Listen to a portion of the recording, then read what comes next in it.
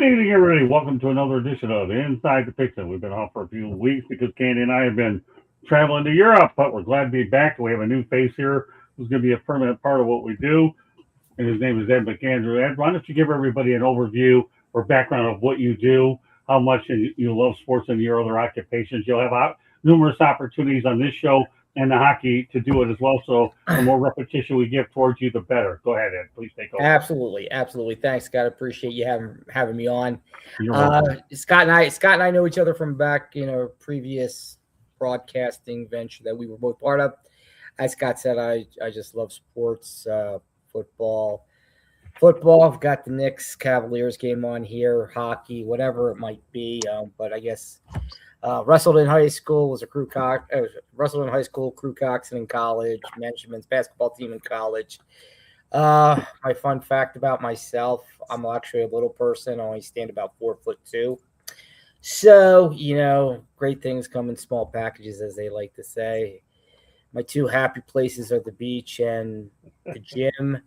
So, other than that, Scott, I'm just glad to be here, and I enjoy talking about sports. And the more I'm on here, the more I'm going to tell people, and I will start building the audience for my circle as well, because that's how you build, is you extend out into circles. Yeah, get used to Ed McAndrew, people. You're going to see a lot of them. Michael Edwards, what's up, Michael Edwards? Glad to see you back. Thank you very much for being in the chat room, and we appreciate the journey. It's been quite a journey. So with that said, let's talk about the rest of our crew. I've got a lot to get to tonight. We'll go help with my designated co-host, Jeremy Ballard. Go ahead, Jeremy. Glad to have you back. Glad to be here as well. Good to see you, Scott. Nice to meet you, Eric. And Mel, as always, it's an honor to be on the screen with you. And, of course, the lovely Candy Ebling, Scott's wife. Thank you, Mr. Chairman. Speaking of Candy, welcome back. Obviously, she keeps I keep her very busy, right? And I started running back with the rock. I hope you enjoyed the time off, Mel. Now we're going to take the show to another level. You've been with me with every stop I've had. I'm so proud that you're with me on as we continue this journey through our network, Mel. You're, to me, A1. All righty. Well, thank you. I appreciate that, Scott. And just send me your Cash App when we get done. We get off. I'm talking about, pal. I got a book and a hat on the way when I get up there. So don't worry about it. We'll get you a hat. That's great. That's great. And Ed's goal is to get in the next one. All right. I didn't know Scott was Cash Apping people. Dang. Should have gotten in on that. Well, that's news to me. I missed out on my contract there, Mel. I should have touched base with you first. That's news to me, but okay. Obviously, Mel is one of my executives who obviously is known for taking me to the big chicken out in Atlanta. If you know what that is, it's called the extended version of Kentucky Fried Chicken, only 10 times bigger than the normal version of it. All right, well, we got a lot to get to, so let's talk about some football. We're going to start with college football. A lot of movement. Obviously, talk about FBS and FCS. So we're going to talk about the top candidates to join FBS going forward. You have North Dakota as one of them, followed by Southeast Louisiana. North Dakota is actually considered a favorite to go in to the MAC, the Mid-American Conference, Southeast Louisiana, SBC, I think the Sun Belt Conference, Mercer Conference USA, Illinois State's headed to the MAC. Youngstown State looks like they're MAC bound. Tarleton State, Sun Belt Conference bound. And Sacramento State, we're talking Mountain Westbound. Montana looks like they're Mountain Westbound, and Montana State Mountain Westbound as well. South Dakota State Mountain Westbound. So let's talk about these teams, Jeremy. Okay, and these haven't been announced yet. Obviously, I'll get to that more and more as Sacramento State and North Dakota State have made the plunge. But let's take a look at this group, Jeremy. Which ones do you think will have the bigger impact as time goes on? I think North Dakota State might, because they've had a lot of success. They've been very successful in Division II, and I think they have the best stadium out of all those teams that moved up. I agree. What about you, Ed? Oh, I agree with Jeremy. I think North Dakota State, I actually follow a lot of that level of football for the longest time because my wife is a James Madison University graduate. I went to St. Joe's. We don't have a football team, so I adopted James Madison, and it just happened to be, when our boy Signetti from Indiana came from James Madison. So I watch a lot of North Dakota and all those division FBS schools and so on. Or I'm sorry, FCS schools. And I think to Jeremy's point, I think they're always there. They're kind of like the Alabama was, or what have you, or the Georgia. I don't want to upset any of our listeners by saying the wrong school. So fill in your name school here. But no, I think they would be a strong candidate. And I think, it's kind of like, I'd like to see, just as a side note, James Madison to eventually get into the ACC and play some of these schools in this area, because I think they could be very competitive. Well, James Madison, though, Kurt Signetti definitely put him on the map. But so of the schools that I mentioned, though, which one do you think is going to have the biggest impact going in right away? Do you have any rough idea? I don't know how much you follow it. Oh, I think North Dakota State will have the biggest impact. I do. I think out of North Dakota and South Dakota State and so on, I think just because who the heck was it? They've even put some players in the NFL from North Dakota State, a couple. The quarterback, I can't think of. Trey Lance. Yes, Trey Lance, the quarterback. Christian Watson. So when you see schools able to do that at that lower level, that means they're producing some high quality players are going to the schools that are at the lower level, because what the players are deciding is, I'd rather play and get noticed than sit the bench at a Georgia. Okay, fair enough. So, all right, Mel. Yeah, I'm going to agree with the other two panelists as well. I mean, you mentioned you rattled off a lot of names there, a lot of schools. I don't know why schools would want to move up in this climate right now, as competitive as the FBS is currently. But if I were to take a guess, it would probably be North Dakota State. Candy? Carson Wentz. Carson Wentz, Trey Lance, Gray Zabel. Carson Wentz was. Go ahead. Sorry. No, I was just saying Carson Wentz was the name I was trying to get to. Now that Patty just chimed it in. Thank you, Patty. North Dakota State has 16 active in the NFL right now, including Christian Watson, Carson Wentz, Cole Payton, Trey Lance. There's a bunch of them. But the other thing that we can't forget, the Bison have won 18 national championships, 39 conference championships. They have won 10 NC Division I FCS national championships between 2011 and 2024. Yes. They hold the record for the most NC2A national championships and the record for the most consecutive championships, with 5 titles between 2011 and 2015. So I think, they're going to make the most impact. Okay, so let's take this the other way. Okay, we talked about the ones that will make the most impact. Let's talk about the teams that could drop the FCS, and we're talking about. I'll just mention the names of the teams, not where they're at, because I'm not familiar with the conferences over on the other side. You got Southern Miss, UTEP, University of Louisiana at Monroe, Georgia State, Middle Tennessee. Candy and I know that one all too well. Eastern Michigan, Charlotte, New Mexico State, Akron, UMass. So Jeremy, what are your thoughts about these other ones that could drop if they're not competitive over at the FBS level?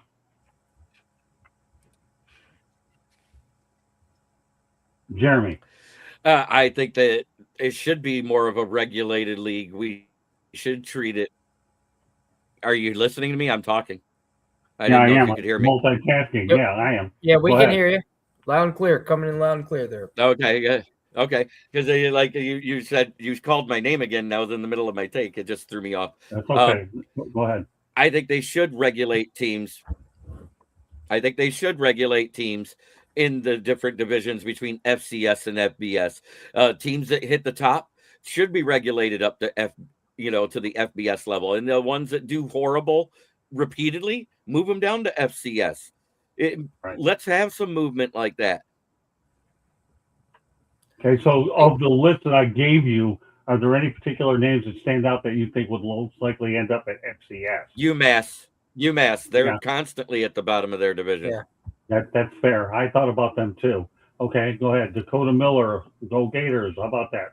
Thanks for being in the chat room. Patty Grimes, MSU. Thanks for being in the chat room. Okay, Ed, let's talk about Mel made an interesting point just a few minutes ago that I think we need to go back and touch on. In today's climate, with regards to football, basketball, and the whole NIL aspect, and it's now becoming more of a minor league. Why? I understand it's about the dollar sometimes, but to get to that next level, you have to make sure before you make the move, you have to make sure you have the NIL money in place. Whatever, it's unfortunate that it's gone this way to some extent, as it's becoming more of a minor league type system. But I mean, some of these kids were making more money as college athletes than they're coming in as their rookie year in the NFL. I mean, I think that's something to consider as you're moving up, because what'll happen is you'll move up and you'll get, let's say North Dakota or let's say North Dakota. Like, no offense to any North Dakotians, but who wants to necessarily go there in the middle of winter during football season unless they're being paid good NIL money? Just something to think about. And actually, you know what? That's a great point. That's probably a topic that we're going to talk about. One guy that stands out, and I may bring it on next week. So, Ed, why don't you send me a message about bringing that up? But the guy that stands out is Diago Pavia, who obviously is taking a hit. A lot of guys are taking a hit just to take it early. But send me that in the messenger, and then I'll put that as a top topic that we're going to isolate with next week. I'm glad you brought it up. All right, Mel, let's talk about the ones that could likely. One thing, when you do bring up that topic, you have to talk about the Senior Bowl and the clip that we played that we have on our channel about the cold weather. Yeah, well, there you go. I'll let you do the talking for me. Thanks. Yep. I'll need the voice throughout the whole show, but great stuff. All right, Mel. Of all these, I mean, I don't know. I don't follow those programs that much. I'm not really following the bottom feeders, so to speak, of the NCAA. I know Georgia. It's not going to be Georgia State because they just moved up, and this Georgia. Football is king here in Georgia. I know they're not going to go back down to the FCS level again. Like I said, I don't know why, because you have to have a certain amount of money in order to compete at that level. So, but probably like you said, you guys said UMass. I'll go with UMass. That sounds good enough to me. Yeah, and you know what? I'll go ahead and follow up with you, JV. Okay, UMass seems like the most logical one. I don't see Eastern Michigan going to FCS. No way. Not a chance. No, because weren't they just a conference champion like in the last 5 years? Yeah, but I still don't see a program like that in Michigan going down to FCS. Not that. I mean, maybe they were, maybe they. I don't follow the MAC because I'm not in that part of the country like you are. But I see your point. I think UMass. Go ahead, Candy. I'm going to agree with everybody on the panel. I mean, I don't follow those as much. My alma mater is a Division III school, so they don't even, they're not quite there yet. So, which one is that? UW Whitewater. They actually Lance Leopold started there, so they've right. So, but yes, so I'll leave it at that. Okay, well, let's continue on to the same theme here, and then we'll get to pros in a few moments. Okay. And that being this, North Dakota State and Sacramento State are the ones that are for sure moving it up, bringing up FBS to 138. Okay, Jeremy, I'm going to make this an easy question across the panel. Of these two teams, Sacramento State and North Dakota State, which one has a better year? North Dakota State. I think North Dakota State's going to have at least a plus 500 record. Sacramento State, I think they're going to struggle in their division. Yeah, we'll have more on Sacramento State too next week. I have some stuff I want to put in there, but I'm just taking care of this right now. Okay, Eddie, what do you got there of these two? A and B.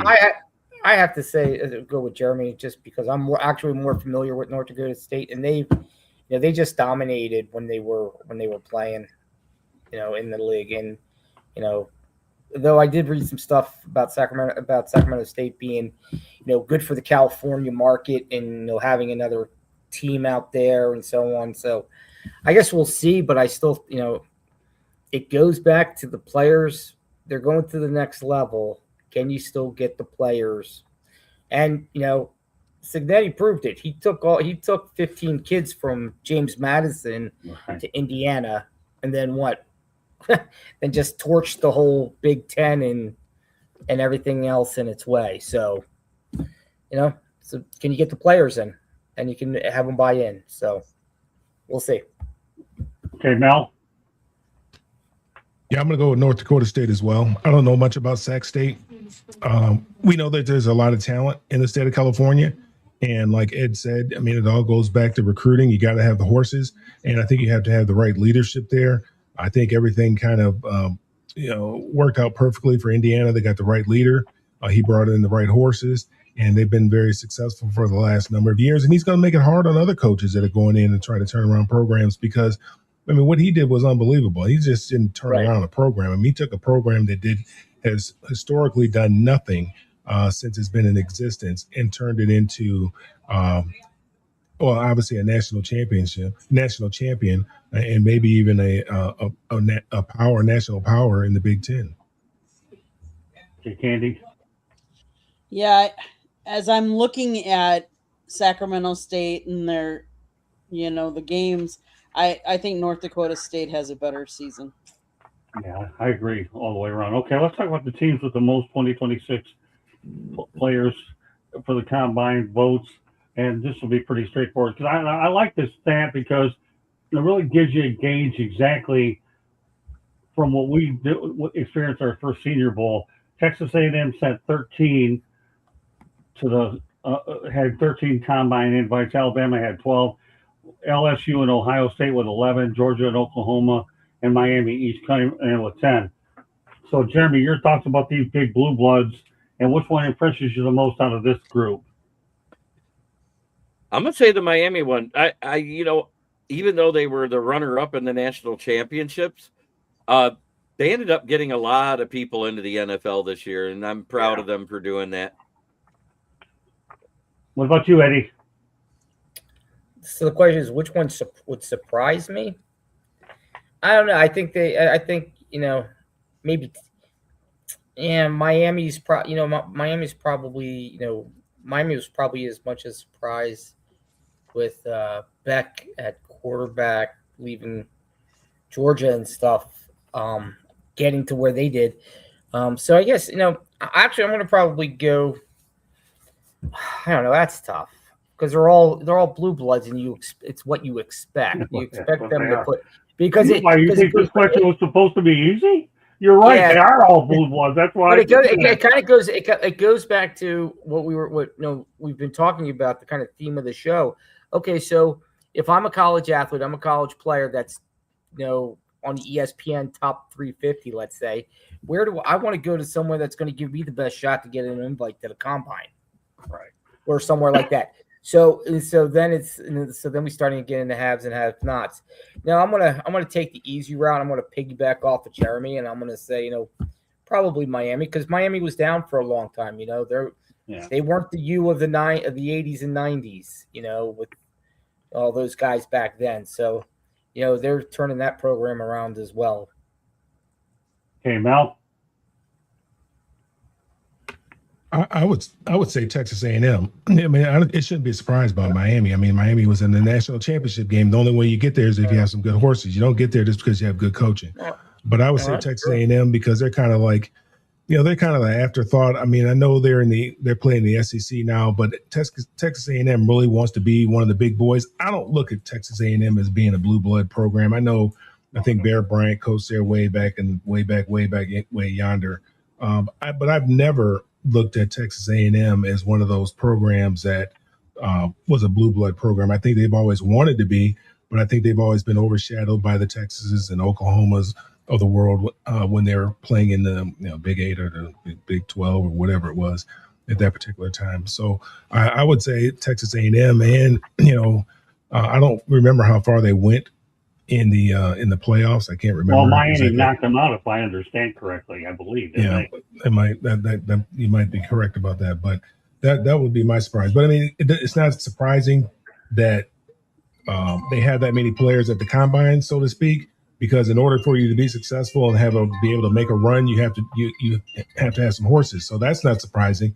It's just surprising that a lot of people are buying into Texas A&M as being a blue blood program. I don't view them as a blue blood program. Candy? Scott, repeat the choices one more time for me. Sure, no problem. Let me go to them. Texas A&M, 13, Alabama with a dozen, LSU and Ohio State with 11, Georgia, Oklahoma, Miami had 10. Yeah, I'm gonna agree with Mel, because I wouldn't say Texas A&M to me is a blue blood. I mean, you talk about Ohio State, you talk about Alabama, and they've been up there for so long that you would think that they would. But I would say Texas A&M out of those, and then maybe Oklahoma for me, because I think the rest of them are ones that you would just automatically assume they would have a lot of people going to with success. See, that's it. I never thought that Texas A&M was ever a blue blood. But what I'm going to tell you right now is Miami with 10, and look how many of them got drafted, and look how many of them are on rosters. That's another story. So for me, the obvious choice is Miami. Let's talk about a program. Obviously, it's new to the party here, and we're going to talk about, and we're going to talk about the things that you need to know about Chicago's first Division I program. How you like that, Chicago people? All right. Wow. And that's this.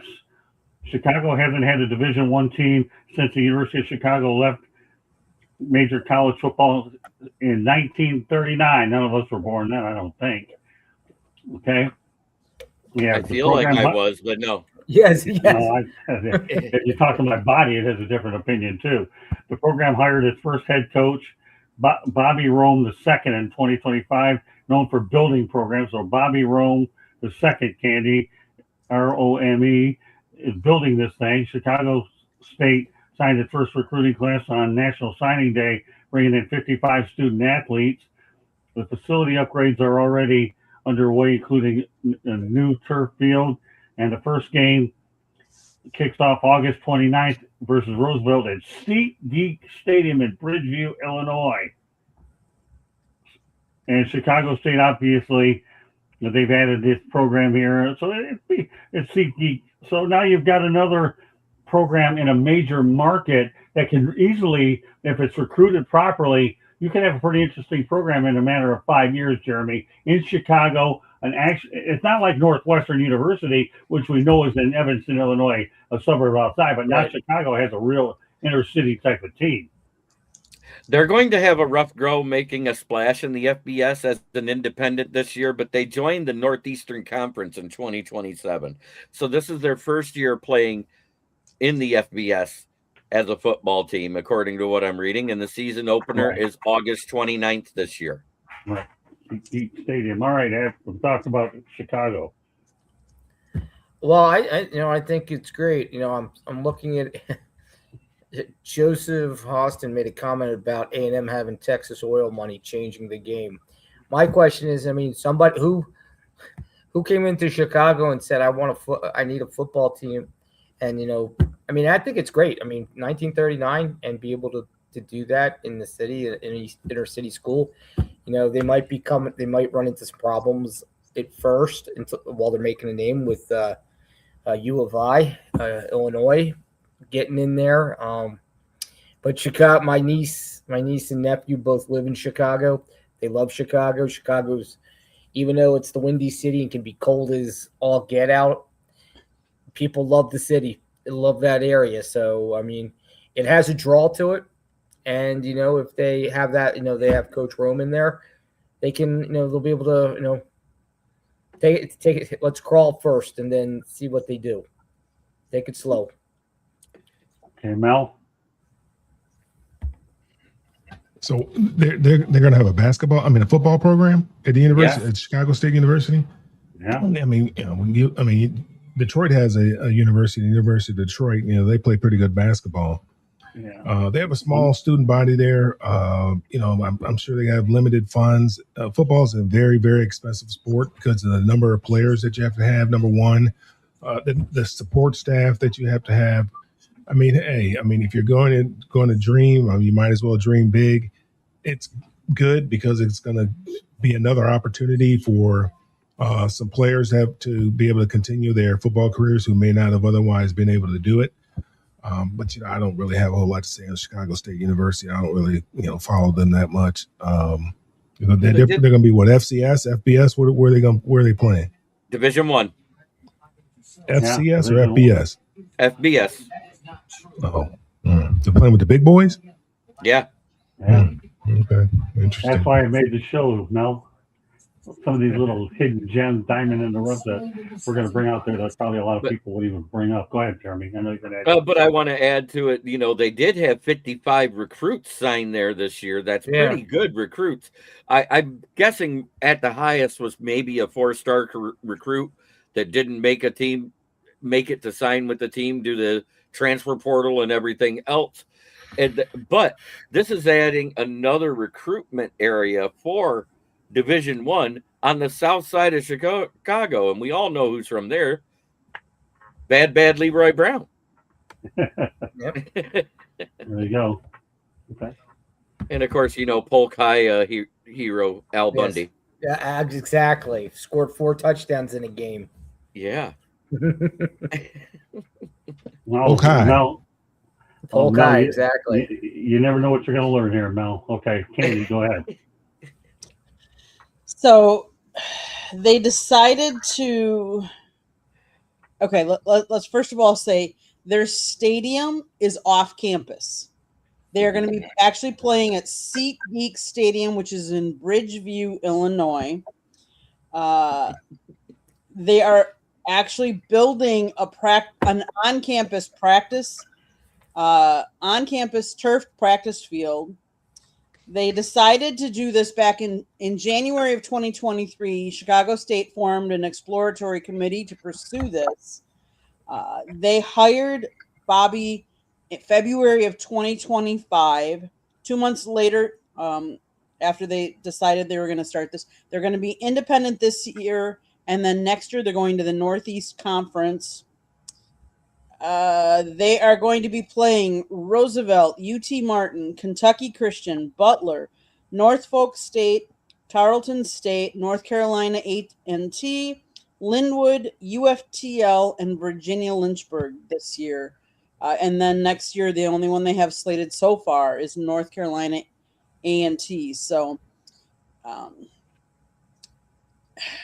as someone that lived north of Chicago, north in a different state, it's always good to see different cities develop programs within, especially a city like Chicago. It's a big city, so I'm kind of surprised that they didn't already have more. But I look at like Wisconsin and Milwaukee, like they don't have football teams though either. They have, Marquette doesn't. They have basketball, but they don't have. So I can see this precipitating other schools doing that. And now that there's NIL money out there, I can see more and more kids wanting to get into sports and get some NIL money. I've always said that Chicago is one of my favorite places I've ever been in the United States, and I've been to a lot of places. I used to cover the Detroit Lions there a lot, but some of my favorite trips occurred during Christmas time, and it was just great to go to Soldier Field. It really was. So now that Chicago is going to have a team that they can call all their own and a big metropolitan area to draw from, I don't think it's too bad. I think it intrigues me. So, all right, let's turn our attention over to the Big Easy. Okay, this is an interesting thing. And we're going to talk about the widow of Tom Benson, Gail Benson.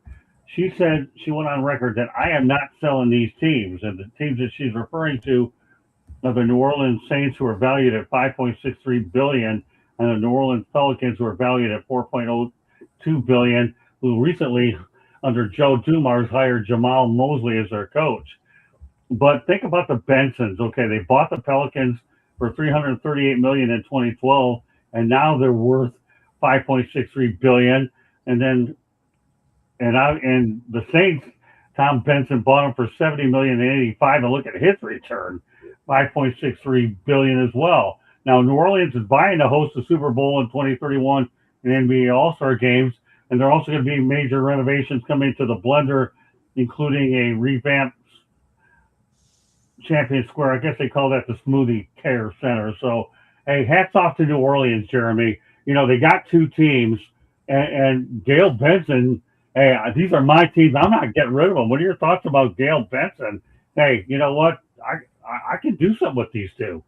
I mean, well, let's break it down for people. It's worth 5 times what their net profit is per year, because they said the cheapest teams in the NFL net after all their expensive at least $950 to $1 billion a year.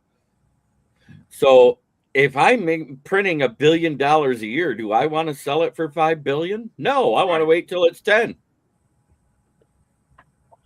Okay, Ed, do the math. You like Mrs. Benson's approach? You want a Super Bowl here in Miami. I think it's great. I think the fans are going to appreciate it. As one who, just being a Redskins fan, you know, just went through a sale, who's gone through in my lifetime two sales, Jack Kent Cook, to that owner we won't talk about, and then to the current ownership. It just makes things unstable, and I think Mrs. Benson holding on to the teams, and you know, just having things go and improve and build upon it is good. But and to Jimmy's point, you know what? If it's $5 billion now, 5 years down the road, it may be 10, 20, whatever. It's printing money for me right now. So if it's making money, why get rid of it? I agree. Okay, Mel. Great points, Ed. Thank you. I mean, I think a lot of people, I think there's a couple ways that you can look at it. I think for her at her age, why does she need this? She could turn around and flip this and make a ton of money and live the rest of her life and be happy. She can keep the team and make a ton of money and live the rest of her life be happy. But it's for the fans. I mean, that the New Orleans Pelicans have not been relevant in a while. The Saints, since Sean Payton left, since they won that Super Bowl, they've been competitive, but they really haven't really. They've been competitive, but they haven't really made a noise. Right now, they're down a little bit. Maybe with the coach that they have down there, they might be able to turn some things around. But I think you can look at it from a couple of different ways. If she did sell it, then it's going to be for a ton of money, and it's going to be to somebody. There's only a few people that have $10 billion laying around that could, $10-12 billion, because that's the kind of money that franchise would probably fetch somewhere in that neighborhood that could purchase that franchise. You'd have a feeling that they'd be a pretty good have some pretty good business acumen. That's a big market. It's a Super Bowl market. They like to have Super Bowls there. So that would be, that I think the Saints would bring a huge chunk of change. I think a lot of people might, because she's the spouse of the owner of the team. I remember when I was with the Rams and Georgia Frontier was there, and a lot of people wanted her to sell the franchise. She chose to hold on to it, and she was a nice lady. Can't say anything negative about her. She was a nice lady. And I think Miss Benson's a nice lady, but I think at her age, she doesn't need this. She don't need this aggravation in her life, and it might not be a bad idea to explore the opportunity, explore selling it. I know the Seahawks are for sale right now, and there haven't been, I think the market's been a little cool, a lot cooler than what the NFL or what the Seahawks thought it may have been. They thought that franchise was probably going to get about, I think it's 8-10 million or something like that. But so we'll just have to see. I think you can look at it a couple different ways. Candy. She said that now she turned 79 in January. She's pretty healthy. I hear that people want to talk to me about buying the team. I'm like, well, that's a waste of my time. That's not going to happen, and people need to calm down about the team moving. It remains that when I die, both teams will be sold to the highest bidder, and those proceeds will be used 100% to improve this community. She said, while it's a great gesture that the proceeds will be used to improve the New Orleans community, the citizens of the community are going to want to keep that team, and the highest bidder may decide that the purchase price can be better realized by taking the team to a bigger market. Perhaps there will be a term in the sale that makes it impossible, or at a minimum, ridiculously expensive to move the team out of town. Regardless, at this time, she's not selling those. Obviously, she doesn't need the money. So, Right. and if she's going to give it to charity even afterwards, there's no one that she's leaving these to as well. So, New Orleans, take advantage of the time now, because you never know if she does sell to the highest bidder, unless she puts a clause in there, they could be moved. And let's face it, a lot of teams have, if they don't produce on the field and don't have the right fan base, we've seen it before. Teams have moved and left different places. So it could be in their possibilities. So Yeah, I don't see it going anywhere. I don't think anybody would be upset if the Pelicans left. I don't think anybody would be upset. No, New Orleans teams are valuable based upon the fans. Those people are legit and in the top 5 of proper fan bases, in my opinion. That is where the value is. Saints need a true stadium, and Pelicans are junk. And his next statement here, New Orleans Pelicans are as valuable as Bitcoin during the Biden administration if they were a stock. I would rather buy futures on gas and pork than luxury travel to Europe. Good. I'm glad you read that one. I couldn't even read that thing without laughing halfway through it. So, Ballers, you had to do the dirty work on that. No problem. That was funny, Mike. The more I see Edward, the more I like this guy. He comes up with some of this stuff. It's just like, you know what? You can read some of this stuff if I can't keep a straight face. You once laughed at me one time when you got me to laugh so hard that my hat fell off. This guy's he's trudging in that area. Good job, Michael. Good to see you again, brother. Excuse me. Those teams aren't going anywhere. And I agree with Candy, okay? Miss Benson will have a clause where you aren't going to be able to move that team anyways. That's the way that the Bensons are so devoted to New Orleans. It's ridiculous. So more power to her. We'll see whether or not Zion Williamson and the rest of that New Orleans team can play up to their potential. The hiring of Jamal Mosley will definitely help them out a little bit, because he did a sensational job in Orlando turning around a Magic team. I think Orlando may regret that firing down the road. I think they got a little impatient knowing it took them to the playoffs 3 straight years.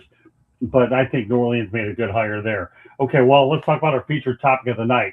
Can the Miami Hurricanes develop a quarterback? And, let's face it, they got money. They're printing money too. Mario Cristobal knows how to go ahead and use that transfer portal better than anybody I've ever seen. But Miami might as well just stop recruiting quarterbacks out of high school, so it says, because they've spent a bag on top-tier quarterbacks in the portal the last 3 years. Those we're talking about Cam Ward in 24, Carson Beck in 25, Darian Mensah 2026. So, again, they just simply can't develop quarterbacks because they're simply buying them. So, all right, Jeremy, that's what we have here. The Canes, and they had another guy, and we'll talk about this on a future show, but not now. Emory Williams, who I thought had a shot at getting a job, but injuries plagued him, and he ended up moving it well. So we'll keep the focus on just these 3 quarterbacks. You have Ward, Beck, and Mensah. So, Jeremy, give me your take on this one here with the Canes. They better remember to take that next Polaroid quarterback they recruit and dip it in the lacquer so it doesn't fade, because they can't develop anybody. No. Well, either they can't or they're not gonna. Right. I've been around the program. Mario Cristobal is one of those.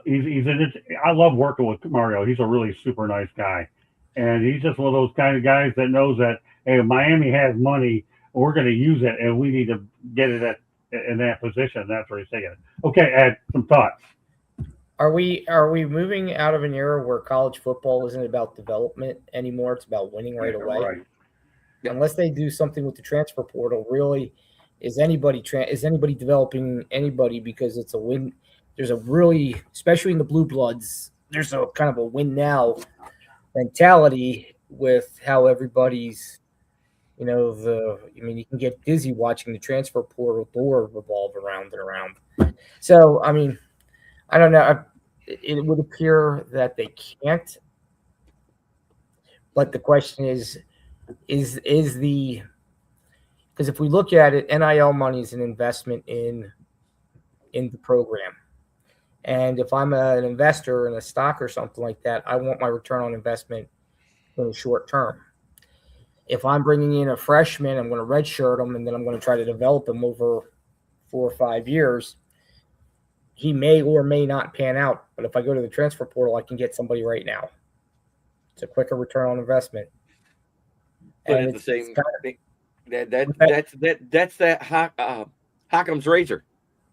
You know, develop him, but if you bring somebody in while you try to develop him and hinder him because you're not letting him start games and actually put what you're teaching him to use, are they actually using it? Exactly. Okay. So that's my take on it, Scott. I don't think anybody can develop quarterbacks right now. Well, you know what? I think you're 100% right. It really is. Everybody's looking for the quick fix to go to the transfer portal is what they are. And I have another good quarterback transfer that I'm going to get to in just a few moments. But you're right, Ed. Everybody's looking for quick. It's a win now situation is really what it is. And Miami's just taking advantage. In fact, they got a lot more money than anybody, and they can get whoever the heck they want, and they're doing it. Mel? Well, there's so much pressure on these colleges now, and these coaches and these football programs. Yeah, Miami could develop a quarterback. I mean, at one time they developed a lot of quarterbacks. From Jim Kelly to Bernie Kosar to Vinny Testaverde to just a bunch of them. But he's made a choice that he's gonna hire the best guy. Because if you go out and recruit, you have to do it systematically. You have to have guys ready for each year or each couple of years to be prepared to step up. Now you look at Michigan; they've took a step backwards because they decided to start a true freshman this past year as opposed to going out in the transfer portal. And that was probably a part of his deal because they paid him a lot of money. It was probably part of his little sales pitch that he'll get an opportunity to start. They won't bring in a transfer, an upperclassman transfer at the University of Michigan. So it just it depends on how you want to run your program. Miami has chosen that they want to go out there and try to find the best guy out there and pay him the most money to bring him to the University of Miami, get him in their system in the spring, and then roll with it. That's his choice. That's their choice. They aren't developing players in college football anymore. They aren't doing any coaching anymore in college football in some of these big time programs. They expect these kids to come in and to be ready made. I mean, you look at some teams, that's the only way that they recruit is through the transfer portal. They're barely going and getting the high school kids because there's so much money involved. There's so much at stake. I mean, their reputation's at stake. Their jobs are at stake, because everything is dependent upon their win-loss record. It doesn't matter what type of men you're graduating, or even if you're graduating these men, it's all about wins and losses. It's all about the mighty dollar. And I kind of hate to see the direction that college football has chosen to go. I think in the end, the players, the student athletes are going to be the ones that are going to suffer. Andy. Head coach Mario Cristobal's goal has been to eventually build and sustain the roster internally with high school recruits. The Hurricanes currently have several developmental and incoming prospects. They have Judd Anderson, he's the 2024 class, returning in the system for another season and competing for backup duties. Luke Nickel, 2025 class, part of Miami's in-house quarterback development. Darian Coleman, 2026 class, a former prodigy who joined the program as a true freshman to learn behind the veterans. So I think what's happening is Mario hasn't developed someone from true freshman when he first got to the program. He's been trying to supplement his starters through the transfer portal. Now, will one of these three that I just mentioned, will they work their way up to being the starter? Remains to be seen. Obviously, he went out and got Cam Ward. He got Carson Beck and Darian Mensah to supplement his starters at least these first couple of seasons. What happens next? I don't know. Does anybody, like you said, like numerous panel members have said, do they develop anybody at this level? Well, here's the predicament that Mario Cristobal is in. Number one, he came here, obviously, knowing that he had to turn the program around and they haven't been relevant in many years. So first of all, he tried to have a couple of guys. I think one of the guys that went to Wisconsin, Tyler Van Dyke, I think, but he was injury prone. Emory Williams, I mentioned him up. He got hurt, and all of a sudden, this is setting his program back. Now he finds, listen, I need some instant help here. It's like hot chocolate when I have instant hot chocolate after a day on the paper route. You need that instant. I don't know if that's a good analogy, but he needed that instant help right away to get the program back to prominence. So now that you got the money coming in, so that he can ultimately do it his way. I just think it's taking him a little bit longer, and I understand why he's using every tool in his pocket to do it. So I get it. Jeremy, go ahead. I know you had something to say. I had to get that out. We do have somebody that's being developed that got NIL money right away here in the Big Ten, and that's Bryce Underwood. Right. Because he got paid by Michigan. He stayed at Michigan. He didn't transfer when his coach was let go. And he's staying here underneath Kyle Whittingham, and I think that's a great move myself for him. Who's going to pay him the money? Who's going to pay him the kind of money that Michigan paid him based on how he performed last year?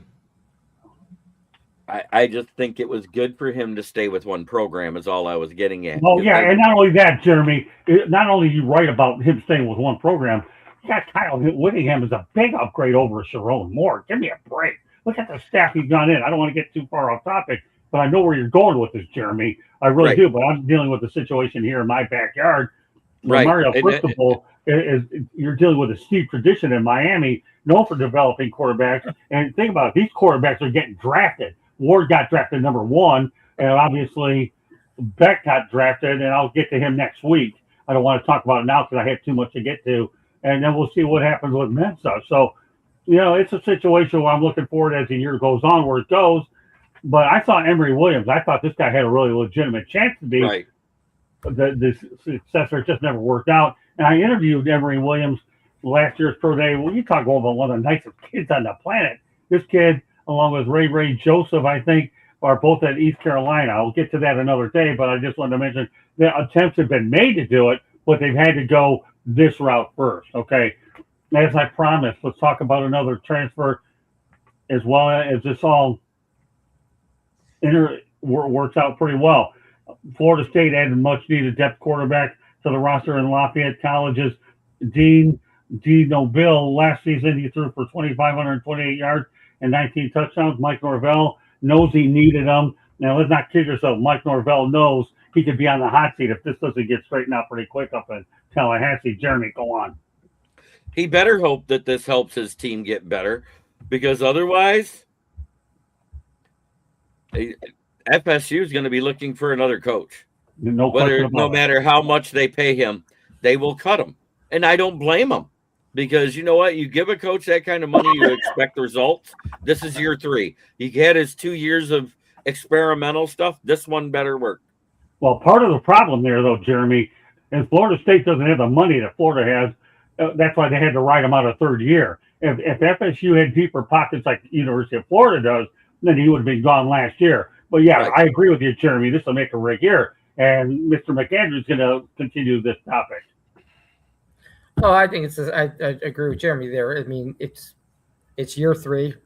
He's had his opportunities, and he's in the ACC, and he's got to start winning. I mean, he's got to be able to play and hang with the big boys, and to be able to get himself into the, what are we at now, 16, or is the number for the football tournament? Are we at 16 now? I guess, yeah.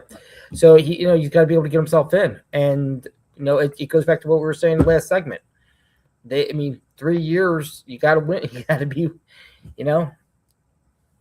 boosters and NIL money is big now. You're playing with big money, and those people want to see championships. They don't want to see second place, is the first place last, as they say. So, Katie, go to that last comment in the chat room. I love everything Eddie Fraser puts up. That's the giveaway one to give away, but FSU was punting for 26. I think he's right. I really think that Juan's on. Juan Manuel Ventura, it looks like. Yeah, Juan's dead on with this one. Mel, go ahead. Well, Florida State is one of those programs, a very proud program, and they've been accustomed to winning. I mean, he's been there. Mike Norvell is still the coach there, right? Yeah, for how He's long? been there. One He's more been year, there at for a least. while. I mean, he had that 1 year where they were, if it wasn't for the fact that the quarterback got hurt, that they would have had an opportunity to get to the postseason. But because their quarterback got hurt, I think they kept him out of the postseason. But Indiana makes it tough for everybody. And what Kurt Signetti was able to do over there, there are no excuses, especially for a program like Florida State that's been accustomed to dominating the ACC. When Bobby Bowden was there, I mean, Florida State is a proud program now. They were paying players back then, but with car dealer money and stuff like that, they don't have the tech money like the Big Ten does. It's very difficult for them to compete money wise. If they wanted to get rid of Norvell, they could have found the money to get rid of him and move on. But I think maybe they're starting to realize who they are, where they are in this current climate, and trying to figure out exactly how they fit in this current climate right now. Virginia Tech just swung big, and they hired James Franklin.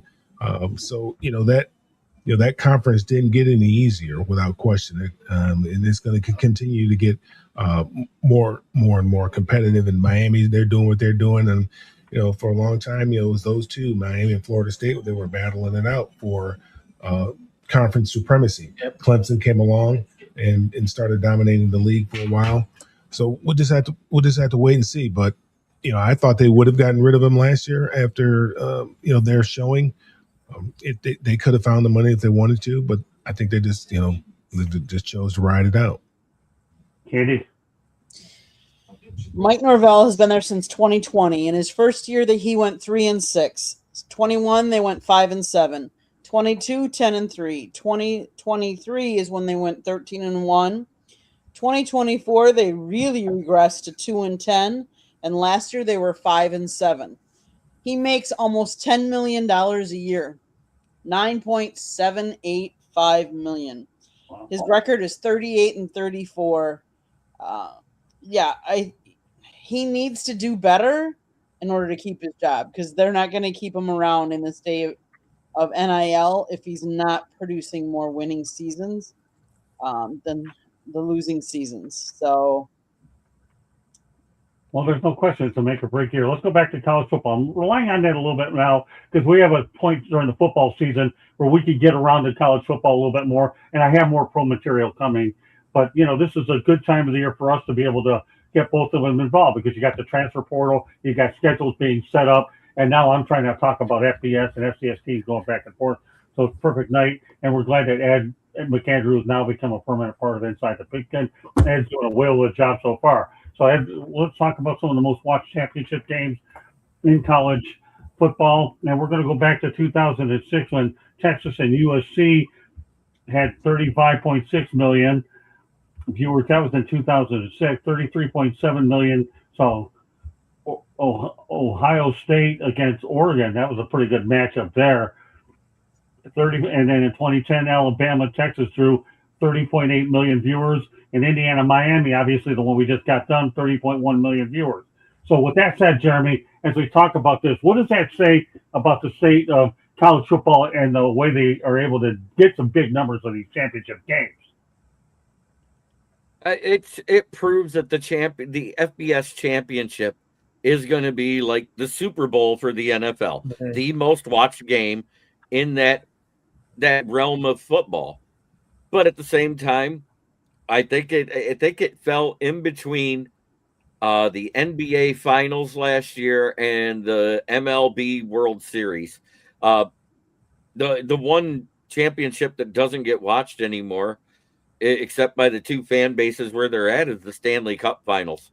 It's amazing how low their Nielsen ratings is. Don't tell that to my hockey man sitting next to you. That's all right. It was funny. Hockey is not is down here in the U.S. Hockey is not a mainstream sport, and if you just watch ESPN or have it on, they talked hoops basically all day as opposed to any hockey. with that great game that was on last night between the Sabres and the Canadians. Yeah, but anyway, I I digress. All right. I think it'll be interesting to see as obviously the tournament is, or the bracket is going to expand just like it's doing in college basketball. At some point, a non-blue blood is going to slide into that, or two non-blue bloods is going to slide into that championship game. What will it be? What will the ratings be then? It makes you wonder. I thought it's funny how you say that, Ed, too, because I thought because there were a couple of outsiders that cracked the party this year that the games would be more competitive, but they were not. They were blowouts. So, but we'll see as this story is definitely developing. I just want to make sure we brought up those numbers here based on the Miami numbers and the other one.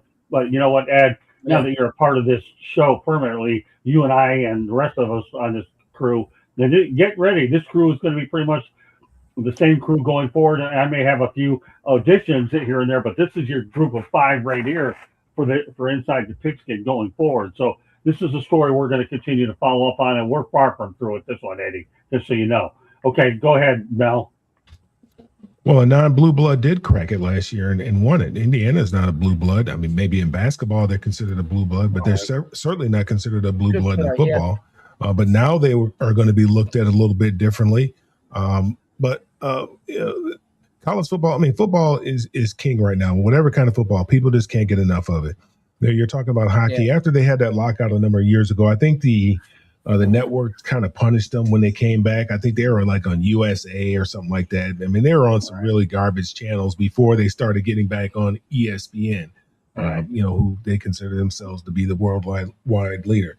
And, a lot of the talking heads, unfortunately, look like me, and we don't play hockey. And so we don't know anything about hockey to talk about. And so they might give them a segment, but I mean, if they're talking about wrestling on ESPN, they can talk about hockey. Because exactly. I don't consider, I mean, I have no respect for those shows now anymore since they brought in wrestling. I mean, this is not Entertainment Tonight. It's supposed to be, we're supposed to be talking about sports. These guys are supposed to be serious journalists, but yet they're talking about wrestling. And that really, I can't take him seriously. I can't take Stephen A seriously when he's talking to a wrestler. So that kind of throws me off. Yeah. But football is king. I mean, they've done a very, very good job. College football has done a very, very good job of marketing their product. Extremely good job. Just like the NFL has done a good job of marketing their product.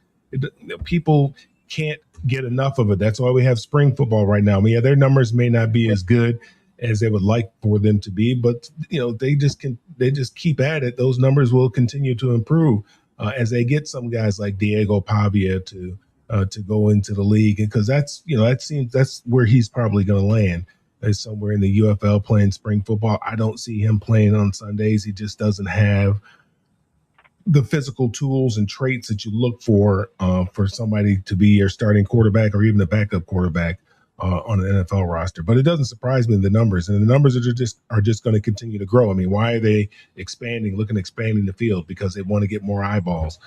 They want more teams to get in there. They want more money. It's all about money. Everything is money driven.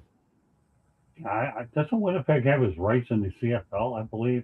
Not sure who has his rights in the CFL, but we'll see.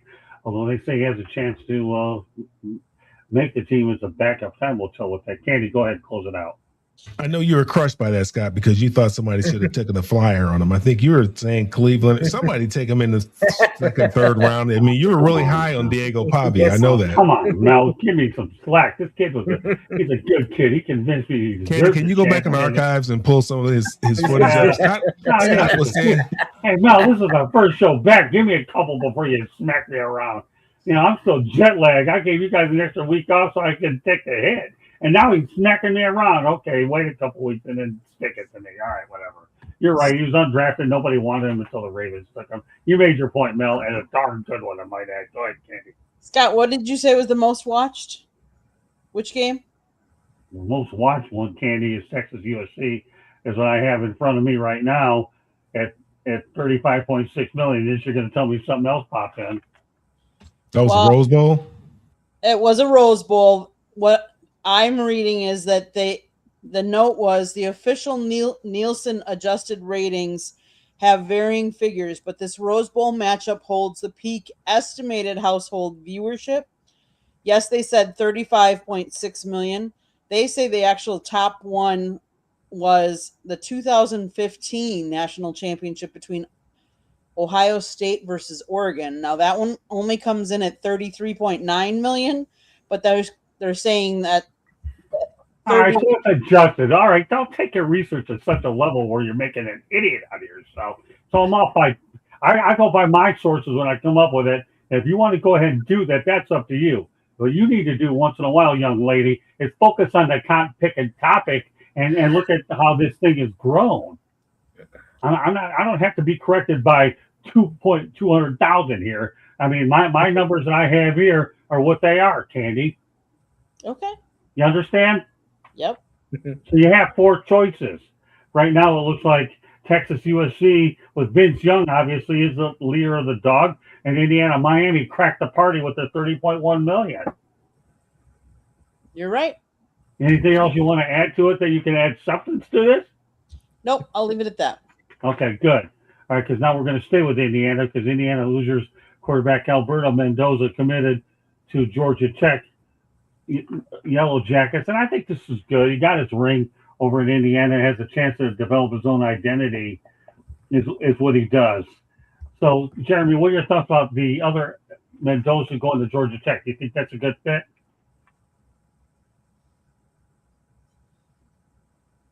Jeremy? It could be. I wished he'd have stayed because I'd like to have seen what Kurt Signetti would do with him. But okay. I think, yes, it's a good move for him. Okay. Ed? I would agree. I think as much as we would all like to have seen the pressure that would have been on that young man, just living in his brother's kind of shadow, if you will. Yeah. As much as we would say like, oh no, it would just be the fan base would be doing it. And I think him going to Georgia Tech, playing down in the ACC might, he can kind of be his own person, kind of make his own ways. I mean, granted, as being the brother of the Heisman Trophy first draft pick of the NFL, the younger brother, I don't know how much in anonymity that you can actually live, but if you could, stepping away from the school where you were both at might help. No. I think he made a business decision. I mean, right after the national championship game or whenever the portal opened or Indiana brought in somebody, I can't remember exactly who it was. And I think he was looking at, that quarterback room and he already had to take a back seat to his brother because he had his brother come there. He was there initially and then told his brother to come there, and his brother comes there and he has a, outstanding year and wins the Heisman Trophy. And like you guys say, he was the number one pick in the draft. I think he made a business decision. It could have had to do with the fact he might have wanted to be closer to home.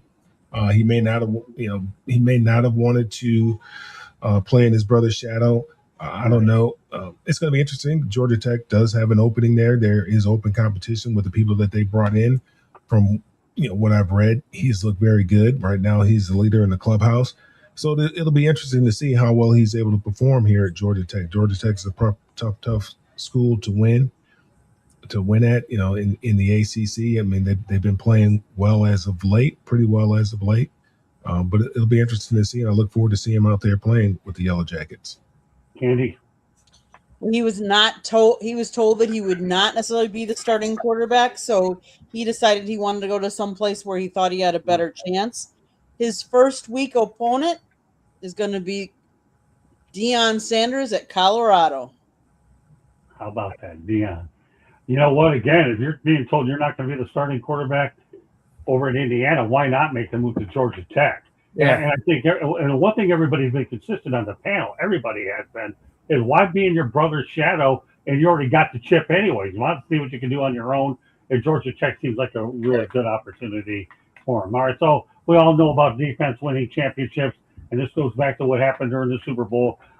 And Seattle proved that worthy again, by only allowing 16.9 points per game, and the yards are only 295.3. I can break down all the numbers here, but let's just try to make the topic for whatever it's worth. But Denver proved that point in 2015, 17.9 points per game. Seattle again pulled the trick in 2013 at 14.3 points per game. Pittsburgh Steelers 15 points in 2008. 2002, the Bucks at 12.3 points per game, and the Ravens 9.4. Jeremy, if that doesn't summarize defense win championship games, tell me what does. Let's go back even further. What about defense ending the undefeated run of the Patriots with Eli Manning? There you go. I mean, so defense always wins. If you can stop the run game and make a team one-dimensional, you win. And that's what they did. Yeah, I mean, Seattle, again, defense, they did what, and amazingly enough, the Seahawks are in this list twice in this century. They really are. What they did in 13, and then they followed that recipe in 25. So, all right, Ed. I think it's true in any sport. Football is no different.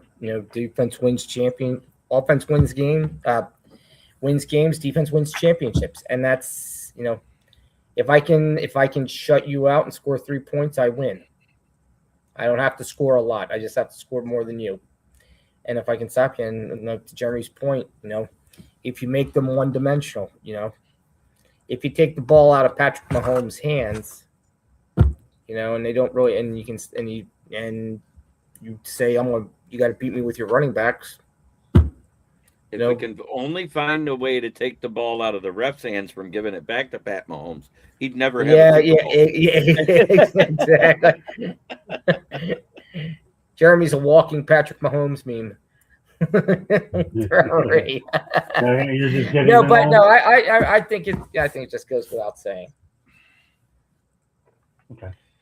Mel? All the rules are tilted towards the offense. The NFL wants fans like to see points. They like to see fireworks. But at the end of the day, you have to be able to dominate the line of scrimmage. You have to be able to run the football. You have to be able to stop the run, and you have to be able to stop somebody.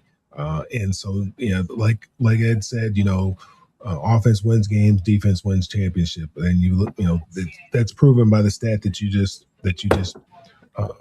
recited there. That you have to be. Football is played by big men moving fast, and you have to be able to stop people. And conversely, you got to be able to run the football when the other team knows you're going to run the football. So yeah, that stat doesn't surprise me. Andy? Doesn't surprise me. I'll go back to 1997. The Minister of Defense, Reggie White, 3 sacks to help the Packers beat the New England Patriots in the Super Bowl. Never forget it. Loved every minute of it. Minister of Defense. Defense wins championships. Well, you must sit here and go back and use that. I only talked about what happened this century. I can tell you about the no-name defense and all these other ones. But these facts back up when you're dealing, like Mel said, at a time where passing is dominating and the Seahawks still managed to win it. One way to lose your job is the way Kawisi Adolfo Masai did with the Minnesota Vikings, because he had zero Pro Bowlers drafted by him for the Minnesota Vikings, and when he was hired in 2022. Jeremy, you follow that division a lot. This is a great way to lose your job if you're this guy here. You're talking about the former Vikings? Yeah. Adolfo Kwesi? Yeah, I think he went to that Leering Center instead of the Learning Center about football.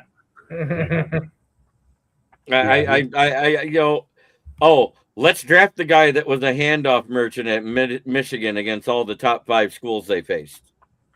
Oh, he's one of those analytic ones, huh? Yeah. He went off of PFF scores for J.J. McCarthy. Oh, is that way? Oh, okay. Thanks for clarifying. What do you think, Ed? You don't get no Pro Bowlers, you're in trouble. You got to get these things right, man. Yeah, I mean, you do. I mean, if you don't get the Pro Bowler level players, you're not going to win games. If you don't win games, you're not going to put people in the seats. You don't put people in the seats, you're not going to put money in the pockets, and you're not going to win championships. That's what it comes down to. It's about the money, as Mel, I think, said in an earlier segment. Everything is money driven. Yep. Yeah, well, you're right. Everything is money driven, Ed, and that's exactly what happened. And that's why this guy's got a pink slip because he couldn't even develop a Pro Bowler, and he had zero. You got to hit on these draft choices, and evidently this guy didn't do it. JJ McCarthy, listen, I understand that. I think the jury's still out on this guy, so I'm not going to write him off yet. But right now, the word zero to me is not a numeral here that a GM should really feel good about, especially in this particular sense of the connotation of zero. Go ahead, Mel. So what are you saying? All the players that he's drafted, none of them have made the Pro Bowl. Is that what you're saying? Or they just didn't have any guys that made the Pro Bowl last year? Or you're saying all of his draft picks, none of them have made the Pro Bowl? Yep, because he's only drafted the last 3 seasons.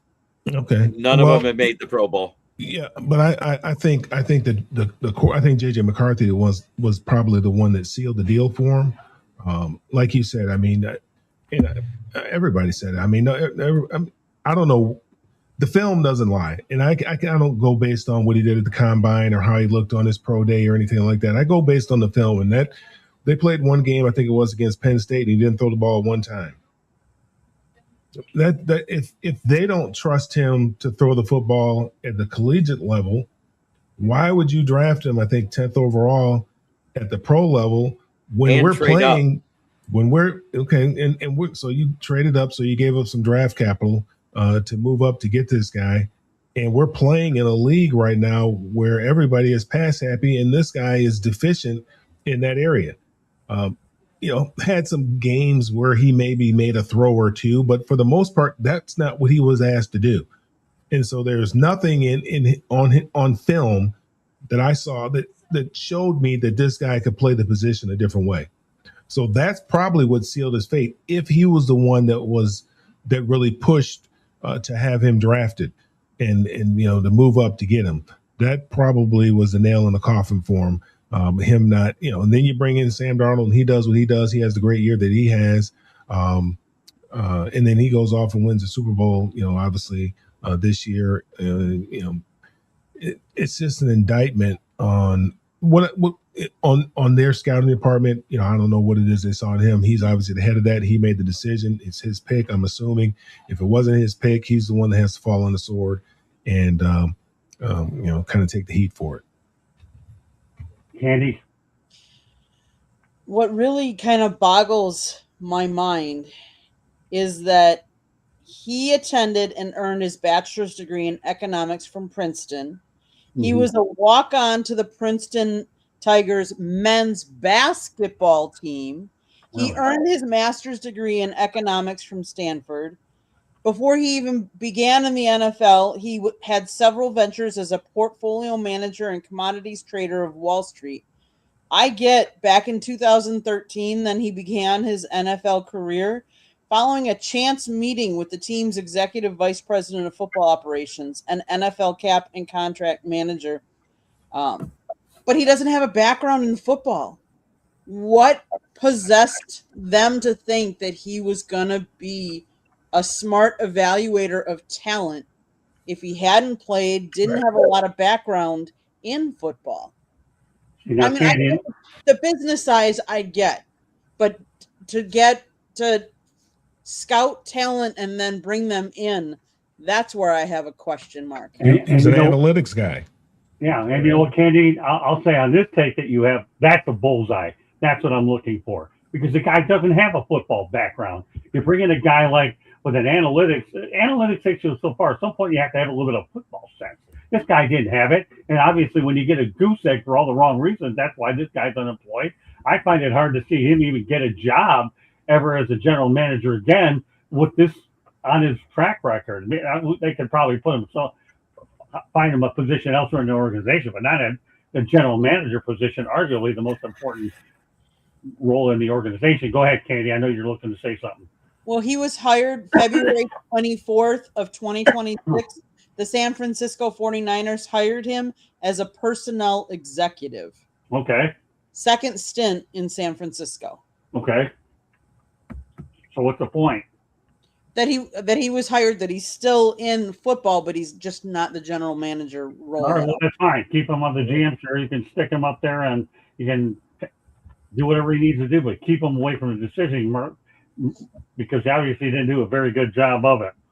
One guy who could have had a head coaching job, and I think he'll get one eventually, and he's long overdue for a second chance, is Brian Flores, who was among the final candidates who interviewed by the Pittsburgh Steelers. Okay, Jeremy, we've talked about Flores many, many times, right? And obviously, I don't think it's a matter of if, it's a matter of when, because his name is going to be mentioned every year. At some point, do you think he's going to get a head coaching job?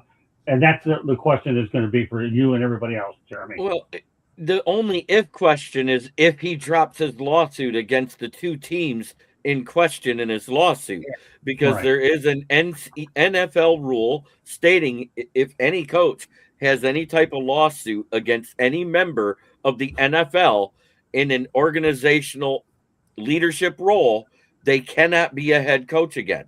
So until either A, it gets settled, or B, he drops the suit, he won't be a head coach. Fair enough. And obviously, Eddie Prather says they'll regret not hiring. They probably will, but obviously because of what Jeremy did when he clarified why he can't become one, that's the only thing holding him back. Eddie? Yeah, I mean, what Jeremy said. I mean, I'm if let's say all of that was under the it was done and taken care of, however that plays out. Yeah, I think eventually you would think he'd get in somewhere, but it's kind of like you have to get your foot into that circle because it seems like there's a lot of retreads out there that get extra opportunities. It's like look at what's his name from Baltimore, retires, says I'm going to take a break, and now he's the head coach of the Giants. Oh, you're talking about John Harbaugh? Yeah, no, he didn't retire. He got fired. Yeah, he got. Well, that's right. He got. Yeah, that's. I was. You know what? I was thinking of. I was thinking of the guy out of Pittsburgh. Sorry, my old. Mike Tomlin. You're probably thinking. Yeah, Mike Tomlin retired. Right. Okay. But which was kind of ironic. Those two guys kind of going out together. But no, I think he'll get his shot at some point.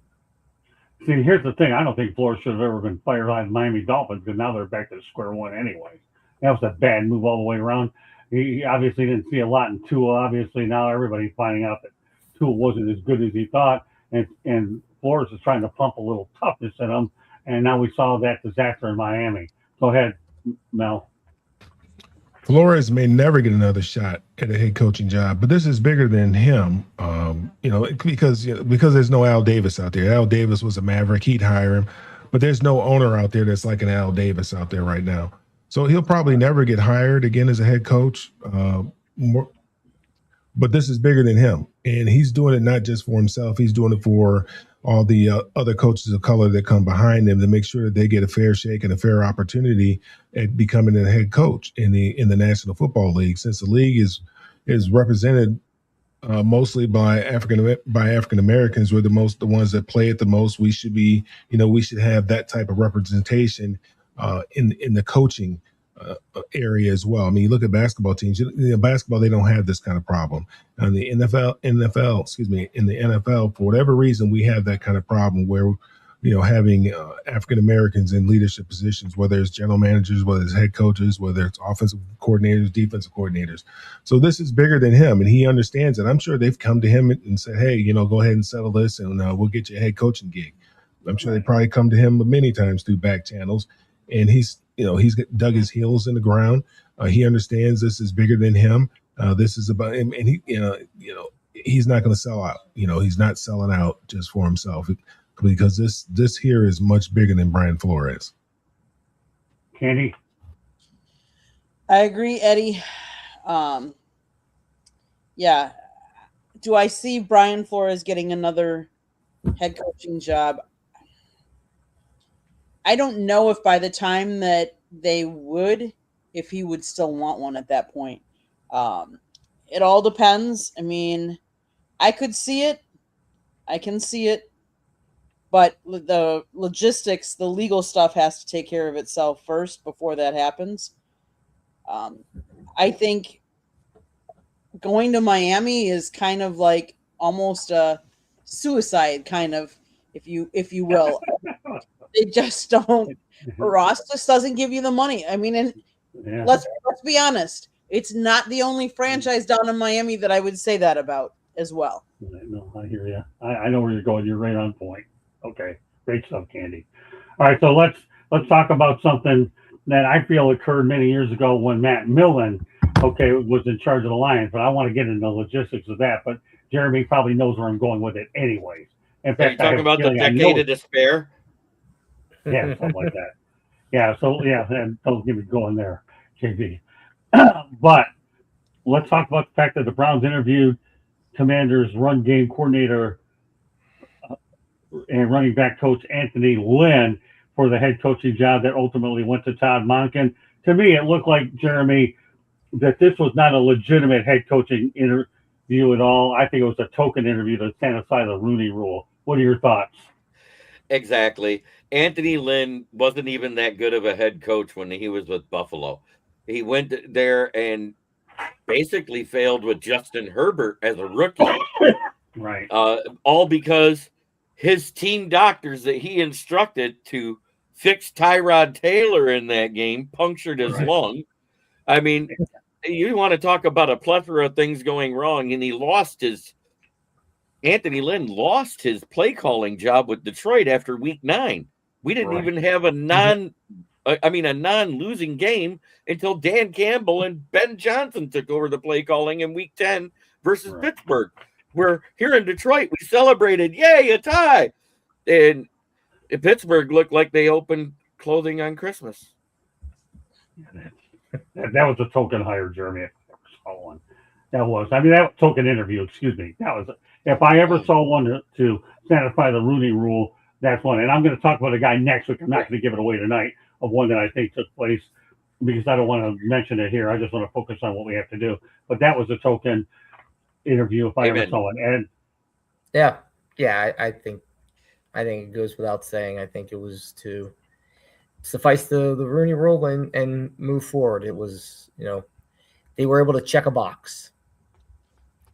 That's it. Yeah. Checking a box is what you just did, and you're right on target. Mel? I don't know if that's a fact or not. I don't know how many head coaches they hired. I don't know how many African American coaches they hired. How many African American coaches? I don't know how many coaches they interviewed. I don't know how many African American coaches they interviewed during that interviewing process. And Anthony Lynn, he deserves another opportunity, just like any other guys. Just like anyone else has had multiple opportunities to fail. He deserves to have multiple opportunities to fail as well. He wasn't any worse of a coach than Nathaniel Hackett, and he's able to continue getting jobs over and over and over again. People still, he's still highly regarded in circles. I think he's got a job somewhere. I can't remember where he's at now. With Kansas City or something. I can't remember who he's with, but. No, I think he's down in Arizona, I think, or Las Vegas. I think it might be in Las Vegas. I'm not sure. But anyway, he keeps resurfacing. His name just continues to resurface after he didn't last a year in Denver. So, I mean, I believe, regardless of what I think of Anthony Lynn personally as a head coach, based on, what he's done, I believe he has every right to fail as many times as anybody else. Nathaniel Hackett is an offensive coordinator for the Arizona Cardinals. I think you're right. Is the opportunity to fail? All I'm talking about, Mel, is in this particular situation that interview he ended up getting up in with the Browns was a token interview just to satisfy the Rooney Rule. I don't know who else they interviewed. That's why I said that. I don't know if he was the only one that they interviewed. If there were other African American candidates that they looked at, if there are other minority candidates that they looked at, I don't know. Do you know, Jeremy? I'm looking it up for you right now. Yeah, I mean, right now on the surface, it says Matt Millen. Look who they hired. So, I mean, I can't say definitively that's just a token interview based on who they hired. Well, to be honest, if you want my real opinion on that whole coaching search, Jim Schwartz should have gotten a damn job in the first place. Monken shouldn't have gotten it. That's just what I've been thinking all along. But Monken did get it, and I think Anthony Lynn got the token interview. That's what I really think. I think the Browns they blew this one. Then again, they blow it anyways. But okay, who's doing the research on this? Okay, so here is their list. It was Anthony Lynn, Todd Monken, Arden Durday, Dan Pitcher, Jesse Minter, Joe Brady, Jeff Halfley, John Harbaugh, and Mike McDaniel is everybody they interviewed. Well, Mike McDaniel didn't even want the job. I think he pulled himself out of it. If I recall correctly, he pulled himself out of it and said, I'm going with Jim Harbaugh instead. Did you hear all of that? No. Mike McDaniel. Mike McDaniel. I mean, he's Well, he's considered a minority candidate, if I understand correctly, isn't he? He took it. Yeah, so it was him and Anthony Lynn were the only two. So that filled the Rooney Rule thing. Exactly. That's what I'm asking you, Jeremy. Okay, thanks for But he did take his first interview. Yeah, he did take his first interview for Mike McDaniel. He turned down the second because he accepted the job with Jim Harbaugh. Okay, thanks for clarifying that. Appreciate it. Okay. So Mike McDaniel interviewed first. Anthony Lynn interviewed after that. Yep. Yeah. Everybody's spoken on this one? Yeah, it's Candy, good. Did you, Candy, do you think it was a token interview? I did. I thought it was a token interview. And I, again, think that there are some assistant coaches that are just better as assistant coaches than they would be as head coaches. And we've had that before, and we've seen that. Nathaniel Hackett is one. Like, there's a couple of others that have tried it, didn't succeed. Now, maybe it was the situation and the job that they went to that they accepted. But there are sometimes offensive or defensive coordinators are just better in that role. Fair enough. Yeah, I think it was a token interview. I don't think there's any question that Anthony Lynn went there. And okay, give me 2, 3, 4 hours. Why can you do the job? See you later. One down. McDaniel was the other one. I'll stay true to that comment if I have to, and because I do truly believe in my mind that it is. Okay, well, according to Pittsburgh Steelers owner Art Rooney II, new head coach Mike McCarthy believes Will Howard has tremendous upside and is excited about the opportunity to develop him with his offense. Obviously, one of our lead stories next week will be Aaron Rodgers re-signing with the Steelers. So let's focus on Will Howard himself, Jeremy. What are your thoughts about Will Howard and his future in Pittsburgh? It makes you wonder because they drafted one on day 2 again with Drew Aller. Right. So it makes you wonder if they trust him at all. Was he actually learning the playbook last season, or was he just sitting there fuming because he was an early pick that didn't get a chance to start? And then, let's face it, until May 17th, he was going to be the starter. Right. And then May 17th comes, and for $17 million plus incentives that could equal $26 million, Aaron Rodgers comes back. Right. And what does he do? He takes a hard left turn and ends up having to ride a scooter the rest of the day, first day of OTAs. No, just kidding. Well, no, I wouldn't be surprised. Yeah, but you know what? You're not that far off. Here's what's going to end up happening anyways. Number one, no, you're really, I mean, I don't know what they're going to do with Mason Rudolph. That's another story. And we're not talking about it tonight. But think about it. From what I've heard, Drew Aller's been told, forget about what you had last year and tear it up and throw it out the window. You're starting all over again. So this guy's a developmental guy if I ever saw one. Mason Rudolph is your number 2, and we'll see what Will Howard can do. And that's what I'm thinking. Again, I could be wrong. I'm just speculating based on what I'm seeing in front of me right now. But this stuff changes week to week. Ed, okay, what's going on? Will Howard's wishing there was a transfer portal in the NFL right about now. Yeah, he's looking for the NFL transfer portal and saying, where can I go to become whatever it is that I'm going to become? And I'm sure when they drafted the quarterback and then he saw Rodgers resign, he let a couple expletives probably fly, because I can't imagine that was happy with each one of those, as he probably thought Rodgers was going to ride off into the sunset and he'd get to the keys to the castle. But then I mean, Mike McCarthy coming in, it's kind of it's the Green Bay marriage now in Pittsburgh. So we'll have to see how that all plays out. Mel? I think it's a great situation for whoever ends up being the number 2 quarterback. I mean, I like Mason Rudolph a little bit. He's gotten some starts in the league.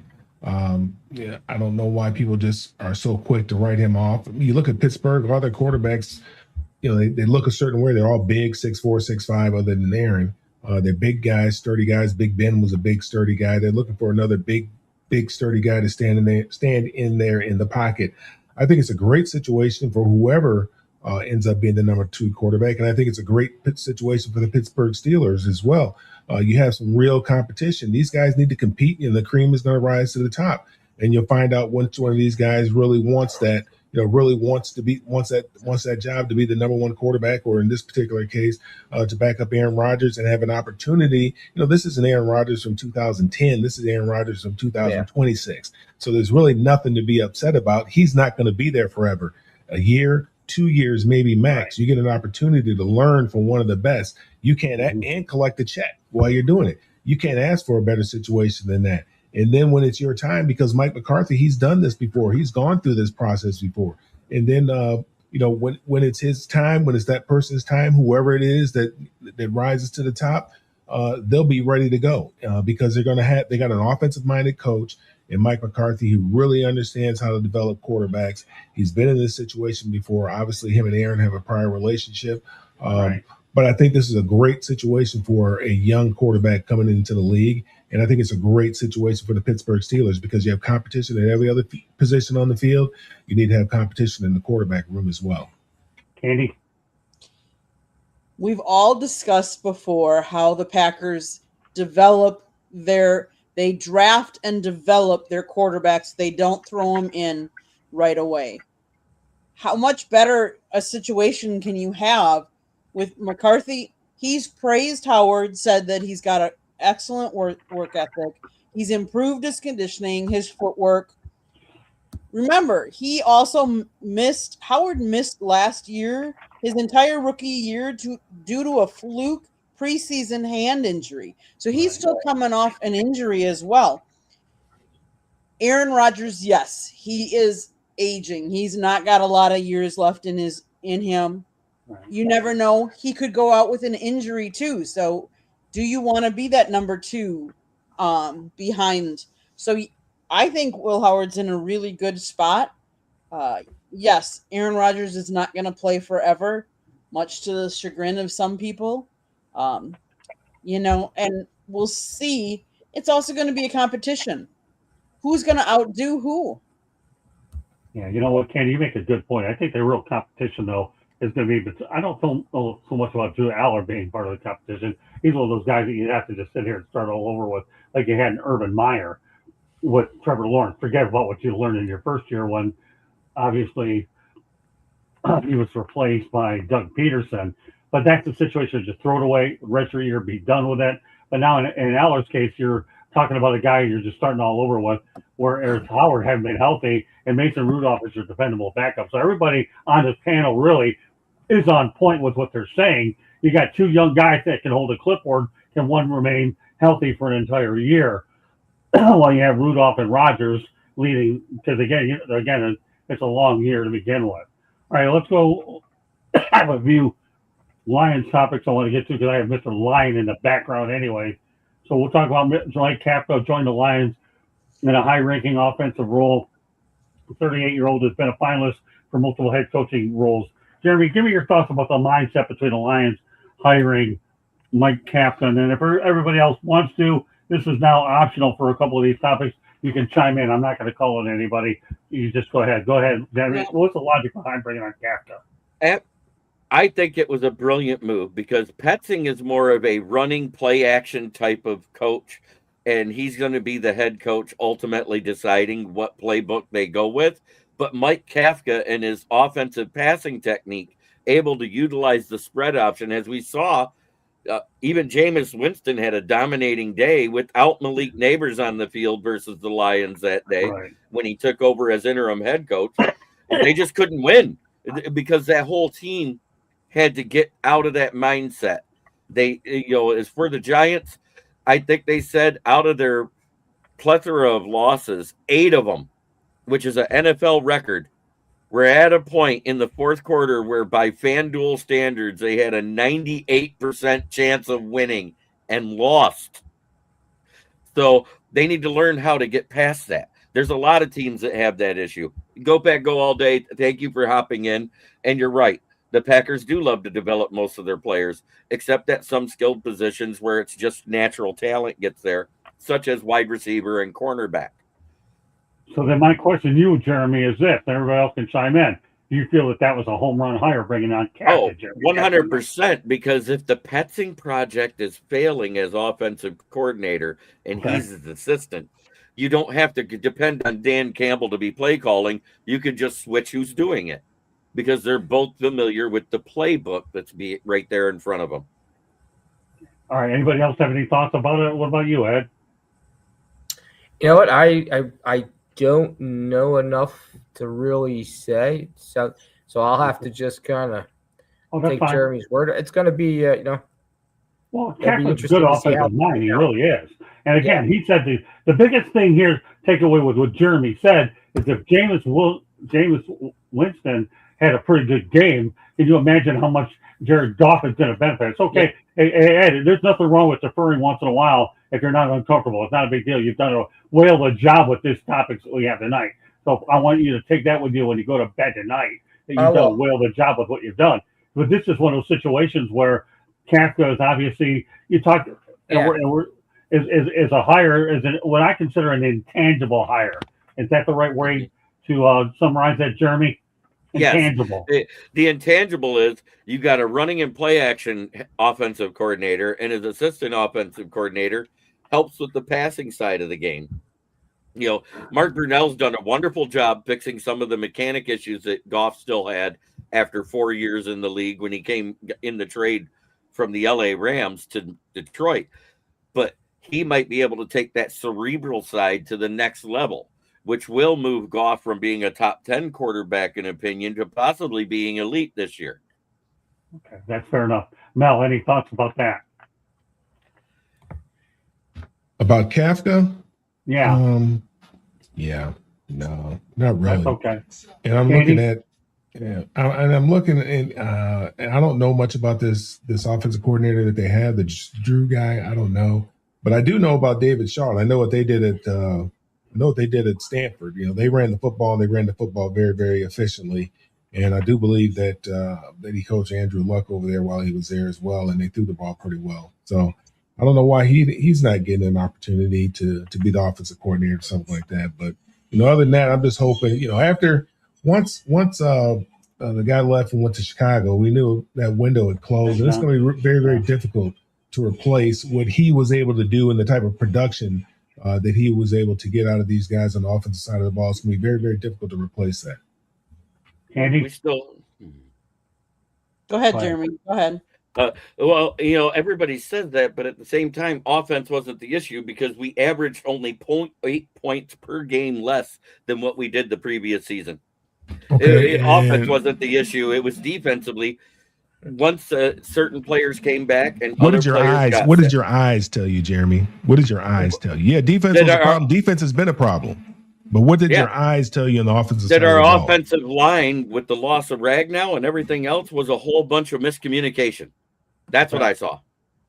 All right, well, good. I would also say that Ben Johnson gave you different skill sets and skilled up your players and drew up different plays that helped your offense. And I think you were missing because you guys did some trick plays that I don't think you did this previous year either, though. I understand that, but if you look at the overall and you divide it by 17 games, it was a 0.8 point difference. And that's it was to the lower side. 8 points is a touchdown. No, 0.8, less than a point. Oh, less than a point. Yeah, less than a point difference. All right, It was 34.3 with Ben Johnson, And and they it probably was blew out a couple teams. You 33.5. can't do it like that, Jeremy. You can't just do it like that. They probably blew out some teams, man. You can't do it like that. We blew out a lot of teams the year before. We didn't blow out anybody but one team this year, and that was the Ravens. And back-to-back weeks, Ravens and Chicago. That was the only two blowouts we had, and we blew out Chicago. That was led by Ben Johnson. Okay. All right, we got 3 topics I want to get to. We're going to get to them too, and that's this. We're going to stay with the Lions team again. Actually, I have 2 of the 3 topics pertaining to them. The rest of them are Michigan or base topics. The additions to the Lions, I only see one of these deals. I'm not talking about draft. We'll talk about draft another week, okay, Jeremy? So let's just stick with this. But obviously, most of their deals are 1-year deals. Isaiah Pacheco, 1 year, $1.8 million. Cade Mays, obviously, I think was the biggest find. 3 years, $25 million to fortify that offensive line at center. Roger McCreary, cornerback, 1 year, $1.4 million. Tyler Conklin, a tight end from the Chargers, 1 year, $1.3 million. Teddy Bridgewater gets the veteran minimum. Offensive guard Ben Bartok. No Bridgewater. He's back where? He's back with the Lions, man. Detroit. But yeah, how about that? You never know what you learn here. No, Ben Bartek, offensive guard. Not the contract is not applicable. Larry Borum, I believe he's a local kid, if I understand correctly, right, Jeremy? 1 year, he went to West Canton High School. No, like I said, he was a local kid. Then you have an Ed DJ Wanham, 1 year, $3 million. Greg Dortch, 1 year, $4 million. Wide receiver. Another edge. Peyton Turner, 1 year, $1.1 million. Boy, a lot of 1 year deals here. Christian Eisen, don't worry, Candy. If you want to hashtag these, I'll send them to you. Okay, via text if you would care to do it. 1 year, $2 million. Damone Clark, 1 year, $1.4 million. He's a linebacker and safety. Thank God I'm running out of voice here. Chuck Clark, vet minimum. All right, Jeremy. These are some bargain basement deals here. Just give me an overall summary. I don't want you giving me one by one if you want to get your segment in. You just give me an overview on this. The 3 main ones was bringing in Isaiah Pacheco to be the running back 2 with the loss of David Montgomery.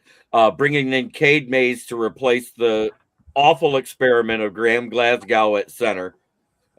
Because if you look at his overall PFF grade, Cade Mays was the 25th ranked center and blah, blah, blah.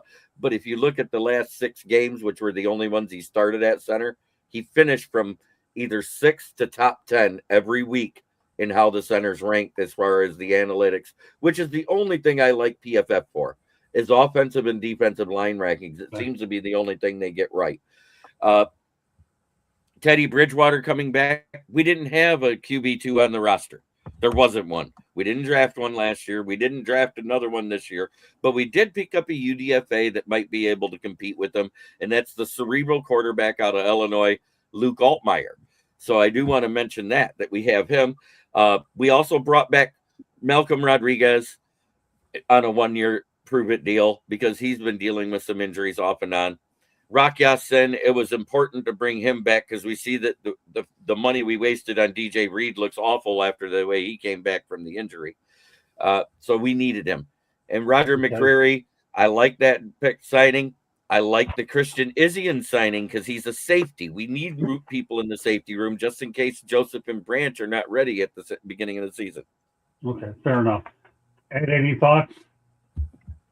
No, it sounds like they Detroit stockpiling. It's just makes me nervous for my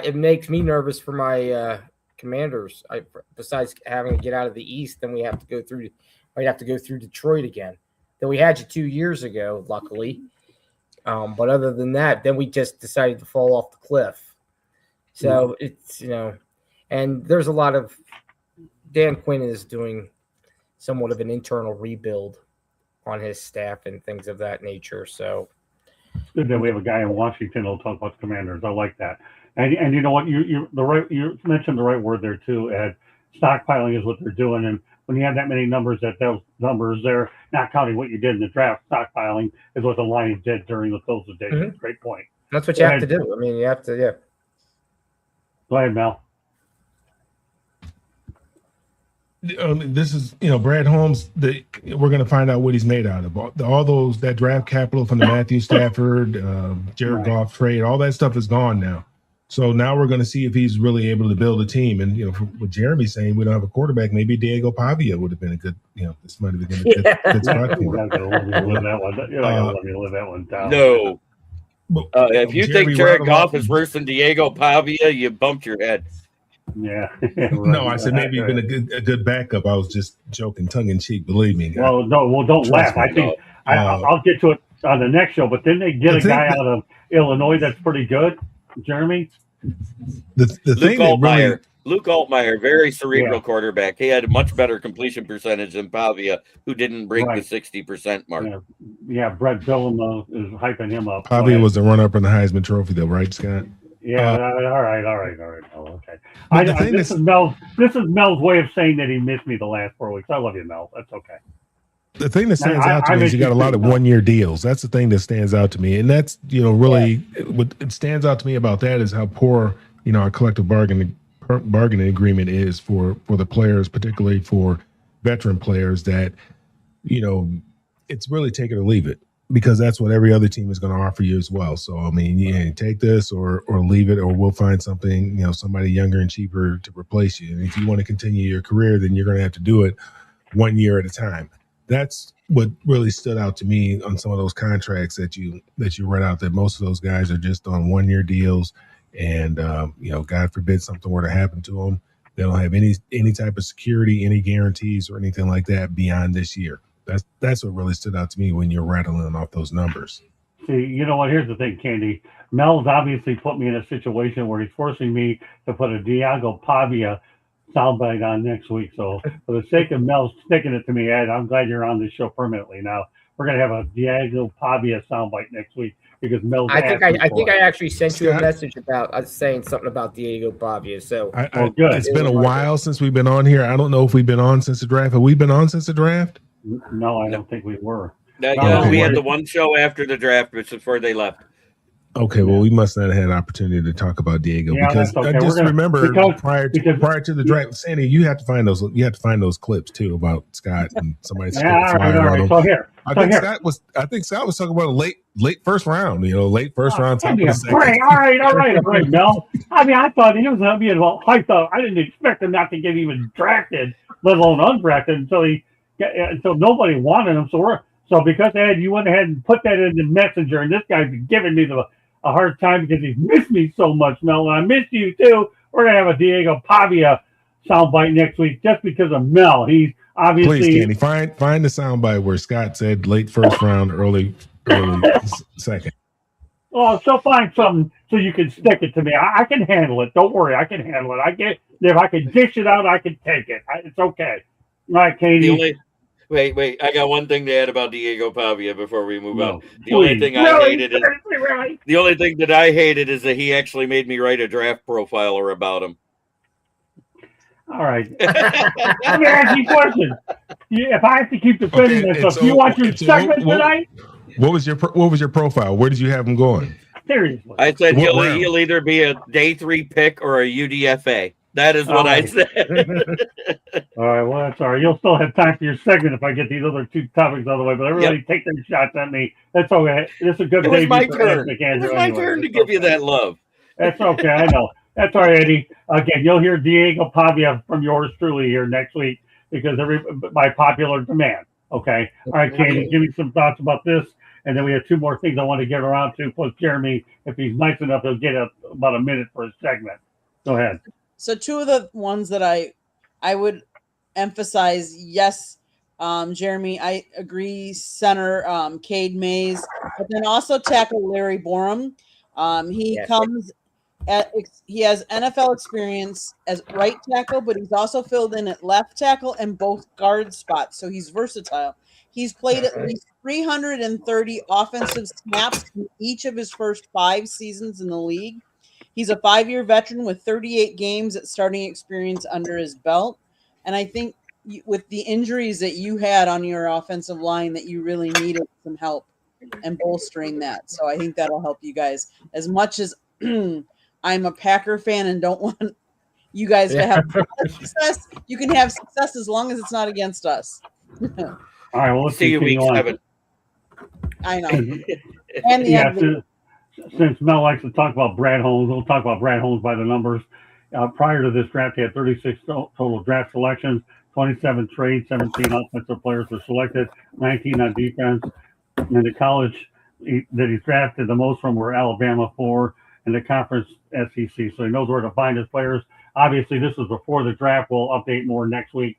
But Jeremy, just give us a brief, okay, if you want your segment tonight, overall synopsis about what Brad Holmes did prior to this particular draft here, and does this stay with the way he likes to do things?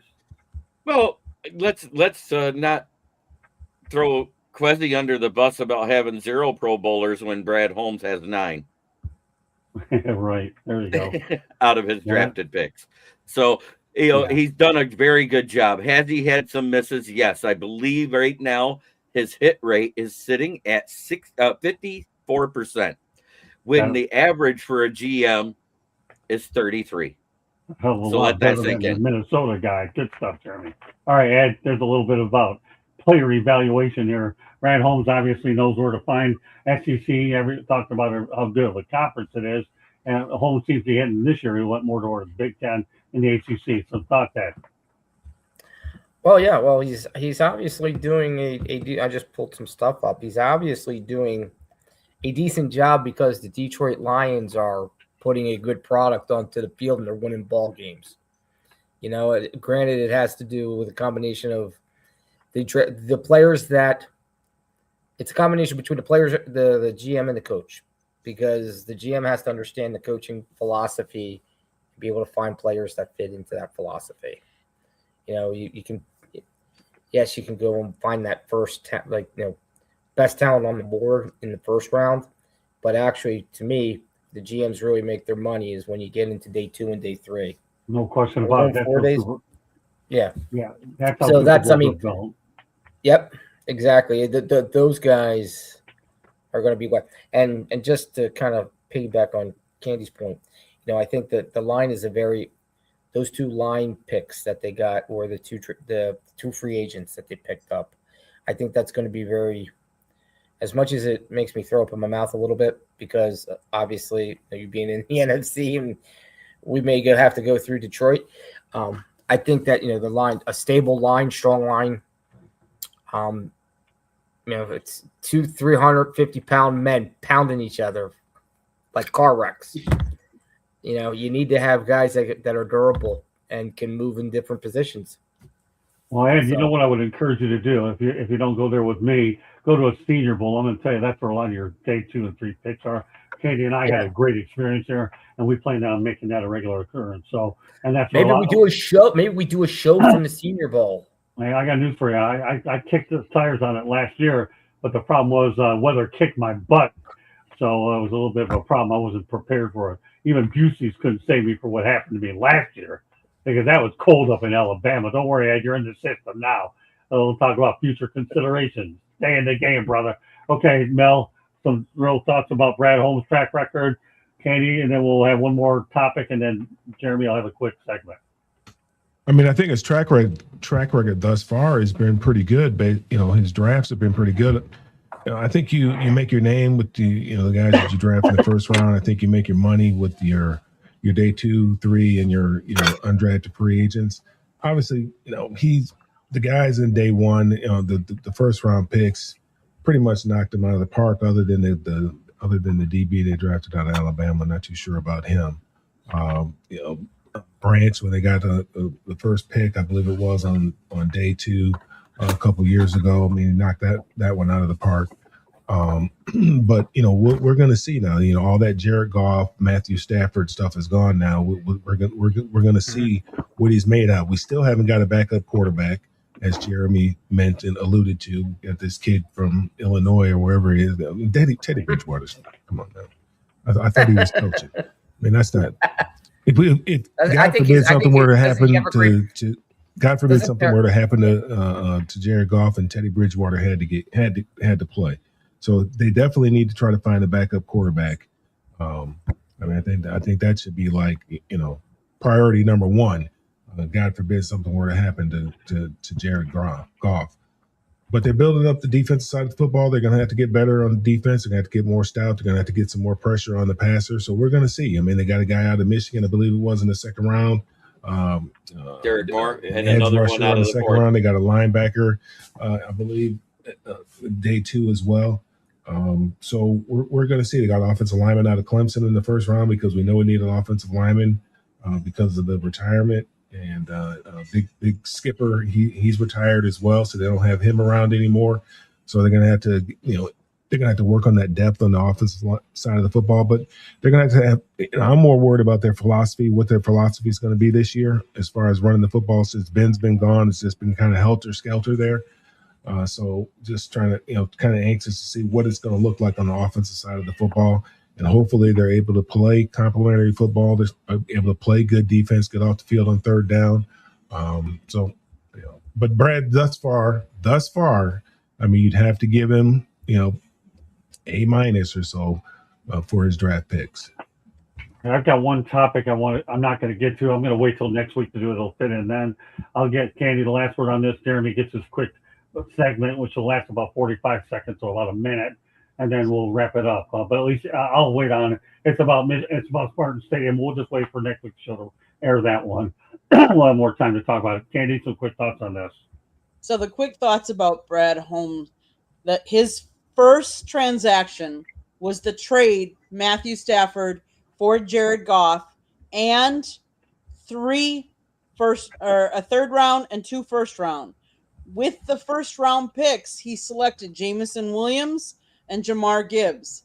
You tell me, how did his first transaction that he did for the Lions, how did that turn out, and how are at least 2 out of the 3 of those draft picks working out for him? I think he's doing pretty good. Yeah, it was a sign of more things to come, is what you're saying, and I'll go there. All right, Jeremy, you got about a minute to get your segment done, and then we'll go around the horn real quick station break. Candy will put the book up, and then we'll go around the horn. Go ahead, Jeremy, quick. Well, the word out of OTAs here in Detroit is that Skylar Gill-Howard has been making a name for himself, proving that he's not just a defensive tackle, because he's at that tweener size at 6'2" and 295 pounds. He's actually been taking snaps in rotation at the defensive end opposite Aiden Hutchinson and Ahmad Hassanin, and making his presence felt with his bull rush and power moves, as in the swim. He's got a nice first step. He's not the fastest guy out there, but he's been very efficient. And another guy to watch out for Detroit was DJ Wanham. And the only reason why I say that is because prior to getting to Detroit, AQM Al-Qadim Muhammad only had 6 sacks in a season. This kid is only 4 years into the league and already had an 8.5 sack season with the Panthers. All right, well, that's good. All right, Ed, real quickly, your thoughts about being on Inside the Pigskin real quick. Thought it was great. Thank you for having me on. I had a fun time talking with everybody. It was a good show, and look forward to it more. I'm looking forward now to even more to football season. This could get really fun and. Well, don't worry. Next week, I'm going to have a lot of beef. I had a lot of good stuff tonight that we had to catch up on. Wait till next Tuesday. It'll be a much different experience. All right, Mel, quickly with the nonprofit. Candy, put the book up, and then we're done. Yeah, you can find me on all social media at melfarjr.com. Follow what we have going on here in Georgia and also in Michigan for the youth at melfarsuperstarfoundation.org. Okay, Candy, put the book up. Tell them where they can get it, and then we'll wrap it up. South Florida Tribune Publishing Company published a book, Lessons from the Microphone, Tuning into the Enduring Wisdom of Visionary Leaders. It is written by our host, Scott, the Motor City Madmouth Morganroth. Talks about his 40-plus years in the media business. Its audiobook is out there. You can also find the real book on Amazon, Barnes & Noble, Kindle, Google, and Apple Books. There's also a link on our website, www.southfloridatribune.com. Great job, everybody. Ed, rookie of the night, did a great job. I'll have him on Thursday night. He'll be on Tuesday and Thursday night. And if I need him once in a while for soccer, he'll be there with Dave Bradley and I. Jeremy, is always glad to have you back on the show permanently. Mel, Candy, you guys are great.